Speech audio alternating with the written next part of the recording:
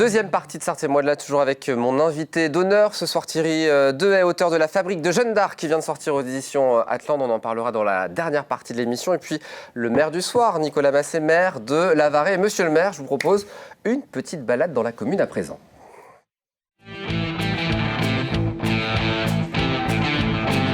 La balade du soir, bonsoir, et on dit bonsoir à Pascal Mariette, notre guide touristique officiel. Bonsoir Pascal. Bonsoir. Bonsoir. Toujours au rendez-vous Pascal. L'église, le prieuré, et puis un parcours découverte à faire sur la commune. On commence par l'église. Oui, parce que l'église, c'est vraiment le monument historique de la commune. Qui a été classé il n'y a pas si très longtemps, il n'y a pas longtemps, en 2004, 2004. Mais on a les bases d'une très jolie église du XIe siècle qui aurait été fondée par les moines de l'abbaye de la Couture. Et on a surtout sur l'église aujourd'hui a une forme plutôt XVe siècle, mais si vous regardez bien à la porte d'entrée en particulier, où on retrouve une très jolie porte romane avec des jolies colonnettes, avec de magnifiques chapiteaux en roussard et surtout avec de très beaux chapiteaux. Il y a 4 jolis chapiteaux qui sont vraiment d'origine, vraiment quelque chose de magnifique. Il y en a beaucoup dans la Sarthe de ce genre de choses, mais ces 4 chapiteaux, allez les voir, ça vaut le coup. Mais l'église, elle aussi d'autres comment dire, spécificités romanes. Là encore, c'est une petite chapelle en cul-de-four derrière. Il y a des fenêtres. Une chapelle en cul-de-four, assez ronde,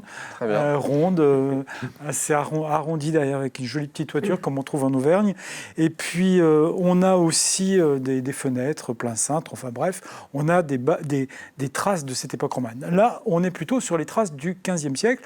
On est après la guerre de Cent Ans. Je ne sais pas si Jeanne d'Arc est passée pendant la guerre de Cent Ans, mais toutes les églises dans la Sarthe avaient été vraiment toutes saccagées après le passage de cette guerre de 100 ans. Et donc, tous les édifices ont été remontés à la fin du XIVe et au début du XVe. Et là, en 1540, en gros, on connaît par exemple qu'à l'intérieur de l'église, les lambris ont été montés en 1540, ont été refaits, et surtout de jolies peintures. La charpente, elle aussi, a été élancée. On avait des pentes de toit très élevées.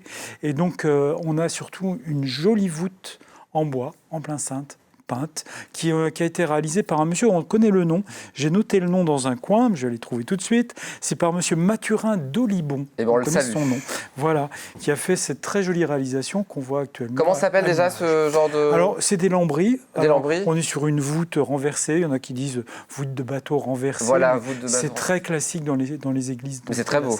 Et c'est très joli, c'est très léger. Donc à découvrir, si on va à Lavaret, on va voir l'église et puis le prieuré qui est attenant, cher ami. Voilà, et il y a une très belle restauration. Alors là, juste, monsieur le maire en parlait tout à l'heure aussi, en 2014, avec le clocher qui a été complètement repris, et on a un joli clocher avec des bardeaux de châtaignier qui ont très bien vieilli. C'est un clocher comme il y avait... on avait le même à Semur-en-Vallon en particulier, on a des églises comme ça, Saint-Georges-de-la-Couée aussi, on a ce genre de clocher. Et là, vous avez quelques images de cette restauration. C'est toujours intéressant de montrer les images et le travail qui est fait dans les communes pour restaurer son patrimoine. Un mot sur le prieuré donc. Juste à côté, juste derrière, attenant, il y a un prieuré. Alors lui, le prieuré du XVe siècle, et il a été rénové, lui, en 2007. Alors, il y a eu un très beau travail de restauration. Il y a une photo, si vous allez voir tout à l'heure, où on a la façade avant et la façade restaurée, restituée comme au XVe siècle. C'est un prieuré, c'est très peu de moines, c'est moins d'une dizaine, et ils étaient là, mais surtout, c'était un prieuré assez important. Il y avait une petite chapelle dédiée à Saint-Antoine, il y avait des dépendances, un colombier, il y avait des granges, et puis surtout, il y avait une prison. On peut oublier parce que à l'époque, oui, l'abbé du prieuré et le fermier général avaient le droit de justice, donc il y avait une prison. Voilà, c'est là où on voit la nouvelle restauration, la remise en état de cette très jolie façade. C'est un très beau travail, et il faut savoir que ce prieuré, je crois que monsieur le maire peut peut-être nous en dire deux mots, mais je crois qu'il est loué pour des manifestations privées ou culturelles. Exact. Il est en fait pour les séminaires, pour les mariages. Il y a un parc aussi devant et on peut accueillir jusqu'à 60 personnes. Donc c'est magnifique. Donc, si je comprends bien, on achète sa petite maison individuelle dans le nouveau lotissement, et puis on envisage un petit projet de mariage. Et puis oui là. On a un endroit fabuleux pour il y a tout ce qu'il faut, célébrer tout ça. Oui, et puis c'est assez magique. Le dimanche, lendemain de mariage, petit parcours découverte. Petit parcours découverte, justement ce parcours découverte, parce que le prieuré est fermé en semaine. Ce parcours découverte permet de voir à un certain endroit l'église, évidemment, et le prieuré de loin. Mais surtout, je vous conseille de le commencer par le lavoir. Vous en avez parlé tout à l'heure. C'est un très joli lavoir qui est très bien entretenu, qui a été très bien restauré. Et ça peut être le début de la balade. Il y a un chemin où vous passez par l'église et vous rejoignez ce chemin qui longe ce ruisseau qui s'appelle le ruisseau de la Torteigne. Et il y a eu des aménagements de fait, des aménagements, je dirais, patrimoine quelque part. On nous parle des torchis, on nous parle des végétaux qu'on utilisait, on a vraiment un parcours nature-découverte qui est sympa, en sous-bois, même à cette saison, puisque je l'ai fait il n'y a pas très longtemps.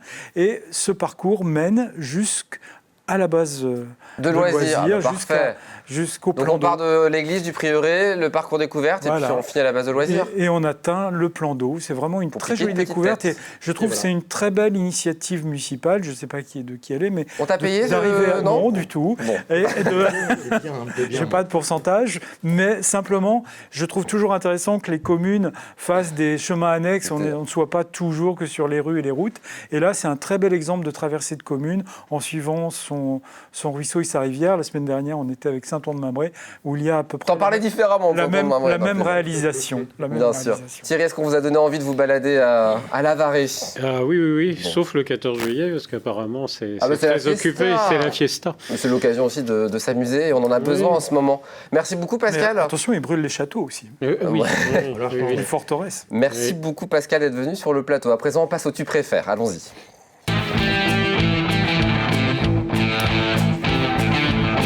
Monsieur le maire valide ce qui a été dit. Ah ouais, vraiment. Mais il est top, Pascal Mariette, et j'ai la chance de l'avoir et je l'en remercie chaque semaine d'être avec nous sur le plateau. Le Tu préfères, on vous fait deux propositions, il va falloir choisir, monsieur le maire, et c'est Thierry qui prend le rôle de co-animateur, même d'animateur principal. La mer ou la montagne? La mer. D'accord. La ville ou la campagne? La ville ou la campagne? La campagne. Ouais. La lecture ou la musique? La musique. Le vélo ou la marche à pied?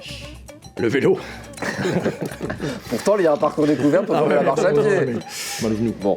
Le rallycross ou le pédalo? Pour photo, le rallycross. Pédalo, c'était tentant, les lieux s'y prêtaient aussi. Moi, j'aurais plutôt dit le pédalo, personnellement. L'été ou l'automne? L'été. Le 14 juillet, surtout. Ah oui. La voiture ou le train? La voiture. Le kayak ou la Rosalie? La Rosalie, vous savez pas ce qu'est une Rosalie? Non. Eh ben, vous allez aller sur la base de loisirs, c'est formidable, vous savez, c'est les petites voitures à pédales. D'accord. J'irai kayak. Ah, je vous aurais bien vu en Rosalie quand même. Tous les trois en Rosalie, même tous les quatre, parce qu'on peut être quatre avec Pascal Mariette, c'est formidable. Bon. Les rillettes ou les 24 heures? Ah, c'est pas facile. Faut choisir soit le spectacle, soit le... Les 24 heures. Ah ouais. Bessay-sur-Bray ou Saint-Calais? Ah ouais, c'est... Bessay-sur-Bray. Très bien. La Bray ou la Nille? Ou la Nille. La Nille? Je ne sais pas non plus ce que c'est alors. C'est des... La Bray. Des affluents? Des petits La Bray. La Bray. Puis nous arrivons aux Janières ou au Coteau du Loir? Ah. Alors ouais, mais les Janières, pour photo, pareil. C'est très peu en plus. Et question essentielle, LMTV ou BFM TV? LMTV. Bon, on va pouvoir continuer l'émission. Merci en tout cas, monsieur le maire. Allez, avant de se quitter, on va jouer à la com comme mystère. Allons-y.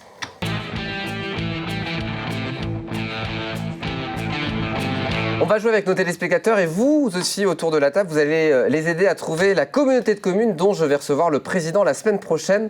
L'un de nos téléspectateurs, peut-être vous derrière votre écran, gagnera un cadeau offert par monsieur le maire. Qu'est-ce qu'on offre à notre téléspectateur? Un petit bouquin? Ouais, le livre. Voilà, l'histoire de la commune. L'histoire de la commune, puis le bonnet phrygien qui va avec. Bon, puisque vous avez apporté un objet du coup. Ah, vous offrez le bonnet phrygien, ouais. Super. Voilà. Donc ça sera pour le 14 juillet alors. Voilà, donc l'idée c'est que tout le monde a son bonnet phrygien le 14 juillet sur la base de loisirs. Ouais. Bon, parfait. On va jouer, on y va, et vous allez aider nos téléspectateurs. Premier indice, la Comcom Mystère est située à 27 km 800 de Lavaré via la départementale 302 et la départementale 52. Alors j'ai pris l'hôtel communautaire évidemment comme référence. Une idée ? Vous voulez que je vous dise, non? C'est dur là. Vous voyez, on est un peu quand même à l'aise du département. Deuxième affirmation, une charade. Mon premier désigne un tube du chanteur Nino Ferrer, mais aussi un point cardinal. Facile. Mon deuxième désigne un autre point cardinal. Mon troisième est le participe passé du verbe devoir. On vous fait... vous allez pouvoir vous entraîner à l'antenne grâce à Gaëtan qui vous a mis différents participes passés. Mon quatrième est au nombre de 195 dans le monde. Mon cinquième est le gentilé des habitants de la préfecture de la Sarthe. Même alors j'ai mis de la préfecture de la Sarthe, mais je crois que c'est même des habitants du Mans, pardon, je me suis trompé. Donc des habitants du Mans. Mon tout est ma comme mystère. On y trouve la Cité-Zar ou encore la salle de gymnastique Ouranos. On y trouve 5 communes. Il n'y a que 5 communes dans cette communauté de communes. Brette-les-Pins, Châles, Changé, Parigné-l'Évêque ou encore Saint-Marc-d'Outillier. Ça sèche un peu autour de la table. Si vous avez la réponse à la maison, avec un X, au pluriel, @lmtv.fr pour gagner ces beaux cadeaux. Vous aurez la réponse mardi prochain, monsieur le maire. D'accord. Merci beaucoup d'être venu sur le plateau. Ah bah c'est moi. Merci. Ah non, c'était un plaisir de vous avoir, le sourire, la patate, c'est formidable. Merci de m'avoir invité. Et puis moi, je viendrai cet été parce que la base de loisirs, c'est plein de souvenirs quand j'étais animateur. On vous attend. Donc j'y reviendrai avec grand plaisir. Et puis on ira se balader, Thierry, avec Pascal Mariette, parce que pour les infos patrimoniales, on a besoin de Pascal Mariette. Merci infiniment. Très bonne soirée à vous, monsieur le maire. Très bonne soirée, Pascal Mariette. Dans un instant, on parle patois. Pas moi. Pas vous? Non. Je sais pas. Bon, ça sera pilou dans quelques instants, mais on va essayer quand même de s'y tenter un petit peu. A tout de suite après une page de réclame.